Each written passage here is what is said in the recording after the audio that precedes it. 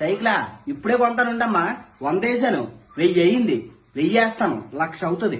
అప్పుడు ఏది కావాలంటే అది కొంటానమ్మా నీకు. ఏంటి డాడీ అది? ఇదా బెట్టింగ్ యాప్ అమ్మా.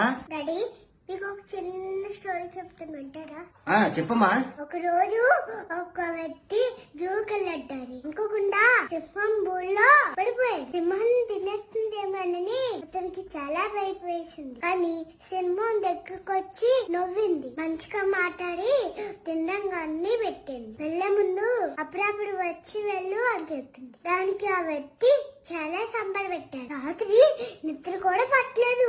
మధ్యాహ్నం మళ్ళీ జూకెళ్ళాడు. అలా కొన్ని రోజులు కలిసే దాంతో అన్నది, ఎప్పుడు నువ్వే వస్తావా, నీ ఫ్యామిలీని కూడా తీసుకురా ఉంది. తర్వాత రోజు ఆ వ్యక్తి తన ఫ్యామిలీ తీసుకొని జూకెళ్ళాడు. ముందే వాళ్ళ ఫ్యామిలీ అందరినీ చెప్పేసింది. అది చూసి తనకు తానే ఉడేసుకొని చనిపెట్టాడు. ఇక్కడ సింహుడు గాడ్డాడి నీకే తెలియకుండా మీ ఫ్యామిలీలోకి వస్తుంది, మొత్తం నాశనం చేసేస్తుంది, జాగ్రత్త.